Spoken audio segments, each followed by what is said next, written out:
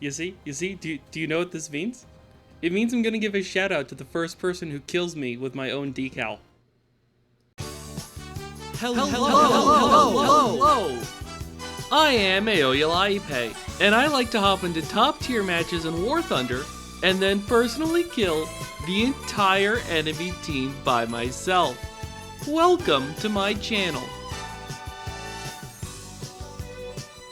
Hello, and welcome to the new and exciting Tusk Force update for War Thunder, everybody. And today, I'll be murdering an entire lobby with the star of this update, the TIE F5TH.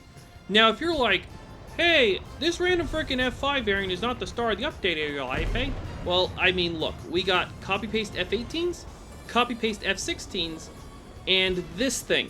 So, yeah, if you play top tier air, then this thing is the star of the patch by default.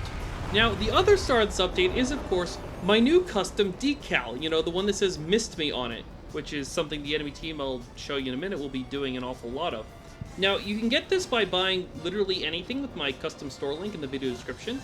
The decal itself actually came out about 2 weeks ago, 2.5 weeks ago, so I already have a whole big obnoxious Cyberbullies Noob with Math announcement video lined up, and it will have lots and lots and lots of salt. Alright, enough of the intro, let's go give some poor lobby PTSD using a freaking F5. Oh, and this is a whole ridiculous tangent. I do not have time to explain this video, but there was a funny miscommunication with Gaijin where, long story short, they put my decal in the box like this, when in any sane world it would have gone in the box like this. So now we have a tentative plan to make a new version of my decal where it goes in the box sideways, and that makes the max size look bigger. This really only affects the really big rank 8 jets, but that's also like half my content, so it is something that needed to be fixed. This is kind of an awkward screw-up for Gaijin, so they haven't been able to like totally confirm exactly how it's going to work. But based on what they've said, I'm about 95% sure that if you buy the current version of the decal, you'll get to keep it, even though I'm pretty sure Gaijin would prefer it if you didn't. But you can, link in the description. Okay, so let's back up. I've actually never covered an F5 on this channel before. This channel's been around for 2 years, and I have not covered an F5, and there's a reason for that. The F5 in general basically feels like flying a cheap knockup F16, and that's because that's pretty much what it is. The F5 was a cheap, lightweight fighter that was sold to countries that could not afford top-of-the-line fighters. Or it was sold to countries that America was not willing to trust with top-of-the-line fighters, you know, like Thailand or Ethiopia or like random countries like that. You know, if communists take over your country and they get their hands on the vaunted technology, the F5, it's not really a big deal. And that actually did happen a couple times. Actually, if I remember correctly, the top scoring ace with this particular plane, like in real life, flew for a communist regime. It was during the Ogaden War. Alright, so the reason I haven't covered the F5 before on this channel is that in-game, basically every F5 variant is very easy to fly and has a very well-rounded flight model, but they also tend to be very lightly armed for their battle rating.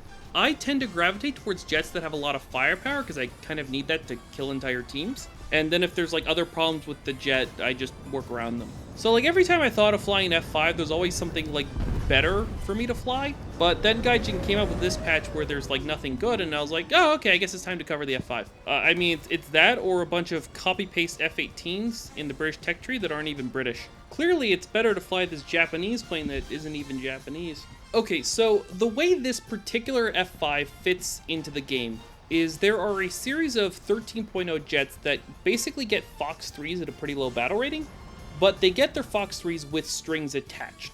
Typically, the strings attached here means that you have a really old and obsolete airframe with really good and modern missiles, which in plain English means you have a glass cannon. That could be, trust me, absolutely outrageously fun if you know what you're doing. However, the F5TH has a bit of a different flavor. Compared to the other low-tier spam rammers, it gets a better airframe, but it gets worse missiles and it doesn't get as many of them. It only gets 2 derbies and 2 AIM-9Ms. And these things work well at short range if you know what you're doing, but they can be a little bit finicky, as I'll explain in a minute. Now, your first assumption might be to look at a lightweight fighter with good short-range armament and limited countermeasures and say, ah, this is another terrain ambusher, Aoyalaipe. You're gonna hide under a mountain the same way a troll hides under a bridge. And to be fair, I did just abuse a weird angle in a canyon to ambush 4 people and kill them at the same time, and I'm now going to escape by using these rock formations to dodge a bunch of Python 3s that are being shot at me. You know, as the decal explains, you missed me. And that's why I'm gonna kill his entire team and put it on YouTube. Sometimes I feel like I have a giant target painted on my back. But this thing actually tends to do a lot better on big flat maps, like this one. For the most part, this is a big flat map. Yeah, there's a canyon, but like it's big, it's open, and that's actually where the F5TH tends to excel. And this takes a bit of explanation because I don't think it's particularly obvious to most people. Even though the armament is relatively short range, it still favors big flat open maps. So, as I explained earlier, you get derbies and you get AIM-9Ms with this thing. You also get Python 3s, but the AIM-9Ms are better. The AIM-9Ms did get nerfed a patch ago, but I swear they must have gotten buffed again, so like they are better than Python 3s.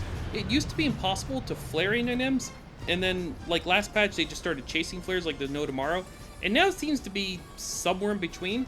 As far as I can tell, if you get right behind someone at close range, or they're in a turn at like anywhere up to 4 kilometers, the AIM-9M will kill them. AIM-9Ms seem to be pretty nasty at cutting corners these days. So that's basically AIM-9Ms. There's a couple ways to hard kill someone, but you can also just use any of like the conventional ambush tactics to surprise missile death people. The derbies though, it's a lot easier to use those, but it's a lot harder to know how to use them, if that makes sense. So the trick with the derbies is they're kind of a mix between a Fox 1 and a Fox 3. So as I'm sure you know, Fox 3s, or active radar homing missiles, have onboard radar that can independently track targets, so they're fire and forget radar missiles. What you might not know is that you can also use your plane's radar to guide them into the target, just like a Fox 1. And there's no buttons to press to do this, you just hard lock the target like you would with a normal missile, and then it happens automatically. The reason you would do this is your plane's radar tends to be a little better. However, for most Fox 3s, the radar on the missile itself is good enough that no one really cares, it doesn't provide that much of an advantage. However, the active homing on the derby itself sucks, so with the derby it actually matters quite a bit. So this missile works a lot better if you hard lock someone like a normal Fox 1. Really, it's best to think of it like a Fox 1 that can be used as a Fox 3 in a pinch. And the closer you get it before breaking the lock, the better it works, so guiding it most of the way into the target is about as good as guiding it all the way into the target. The derby also struggles a bit at long range, so I usually don't fire until it's like 6 kilometers ahead on and maybe 3 or 4 kilometers in the rear aspect. Like it's a pretty close range radar missile. So if you line up your attacks right, these missiles will hard counter basically anyone, but you have to line them up right, and that's the tricky part. And that's a fancy way of saying that these missiles are a bit finicky, and you also don't have that many of them. Now, if you're terrain ambushing people, you attack the enemy players as they are. They're not guaranteed to be lined up in a perfect way. Maneuvering to get perfect surprise and maneuvering to get a perfect shot are not the same thing. And if you have 4 targets in front of you and 4 missiles that could be dodged, ambushing those 4 guys is a bit of a gamble. Now, if I had 6 AMRAMs or 8 Micas, that would be a great bet. I'd take that bet, but 2 derbies and 2 AIM-9Ms, that'd be dicey. Basically, you don't want to fly into insanity unless you have enough firepower to just kill all of the insanity. That's kind of my rule.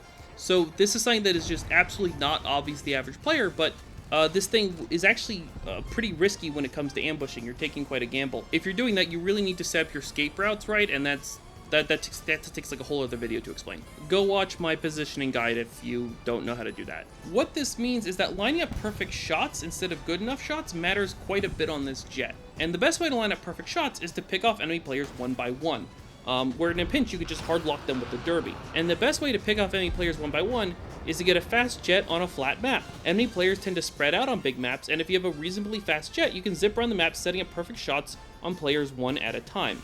The F5TH is reasonably fast. Nothing crazy, but its speed is fine. So that's how you play it. And to be specific, the way I set up attacks is that if missing is an option, like if the enemy player I'm shooting at won't be in a good position to kill me if I miss him, I generally go for a decent AIM-9M shot first. And if that doesn't work, I'll flip around for a rear aspect AIM-9M shot, which is usually a pretty hard counter, or I just hard kill them with a hard lock derby. And I do that because the derbies are way more valuable than the AIM-9Ms. The AIM-9Ms is essentially what you spam hoping you get lucky, and if it manages to kill your target, great, you have a cheap way to kill your target. Ammo is the limiting factor in this jet, use it wisely. You know, that's why I only managed to kill 14 people here. Still, that was enough for my own teammate to get in chat and call me a quote-unquote MIGger. The F5 isn't a MiG, but I did cover this jet in a decal that has a MiG-21 wearing sunglasses, and the F5 did stand in for the MiG-28 in Top Gun, so yeah, I guess this is close enough. Anyways, thanks for watching, like and comment to feed the algorithm, buy my decal to feed the snail, and subscribe and ring the bell if you don't want to remember how to spell my name next time you want to watch one of my videos.